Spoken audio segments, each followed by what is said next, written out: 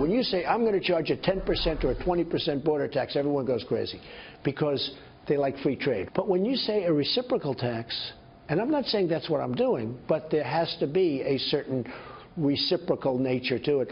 But when you say reciprocal tax, nobody can get angry. Even the other countries, if, like, they're charging a 50% tax, you say, okay, whatever you charge, we're charging. Like China and India. They may not like it, but they can't get angry because they can't win that battle.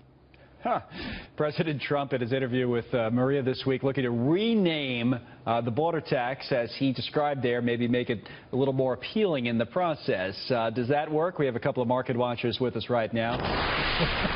Steve Cortes and Jonathan Hoenig. I know Steve is inclined to be a fan of the president. Jonathan, not so much, but I don't think either agree on this point. And Jonathan, because you were laughing over the intro, I will allow you to go first. You find humor, don't you, in the way the president addressed that? So.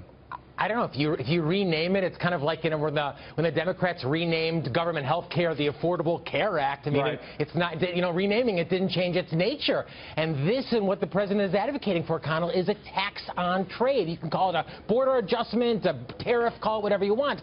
This is a tax on trade. It's central planning, just like Soviet Russia. I don't know, maybe that's where the president gets the idea. And this whole notion that jobs will come back. I mean, this was disproved 200 years ago in The Wealth of Nations. I don't know if the president's read it, but he should. What do you think, Steve? I mean, as I said, coming in, you're inclined on most issues, I believe, to be a supporter of this president, but this bad economics by any name, what do you think?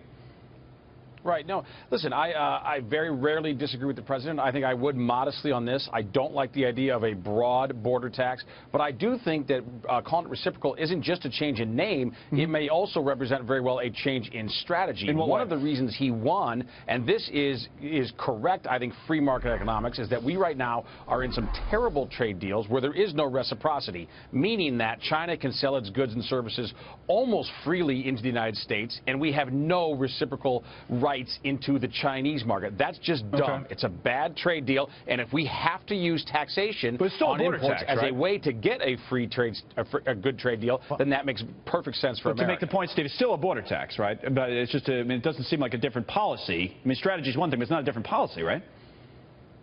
Well, sure, yes, it's a border tax, but I think the point is when he says reciprocal, what we're saying is, look, if you play by the same rules in terms of imports into America that we will then play via our exports into your country, we're fine. But if you don't, we have, and by the way, we have acted for so long in the United States as if we don't have the strong hand in sort of this poker game of trade deals. And what Donald Trump is saying, we hold the strong hand. Okay. The entire world needs access to the American market, and because of that, we're going to finally demand reciprocity. I know Jonathan has one more point, and I have one more topic I want to get with you to. So make this quick, Jonathan, as a response to Steve.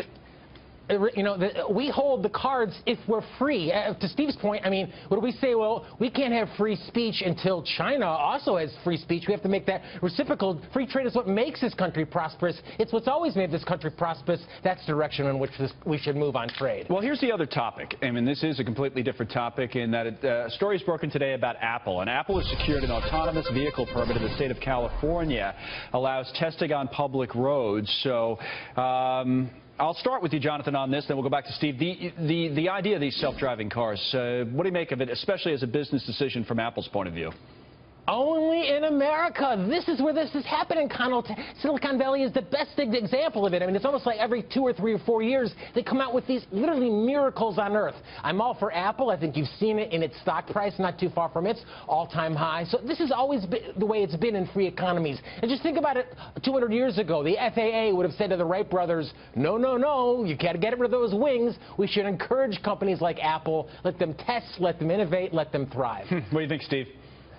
No, and listen, I surely agree with Jonathan here. We're of like mind. I think there is more innovation just in the state of California alone than there probably is in the rest of the world combined. And by the way, one of the reasons, and Jonathan's right, why? Because tech, by and large, untouched by government, unregulated. It's amazing what American capitalism can do when regulation is rolled back. And by the way, President Trump has already taken significant action to roll back regulation, and there's more to come. And I'm sure those companies, Apple included, would like a little corporate tax break by the end of this year to add to that and make them more competitive, you know. By the way, either one of you guys think that's going to get done? It's been a big topic today already. Or are you starting to get worried, Jonathan, about taxes? And then Steve, real quick, and then we'll wrap it.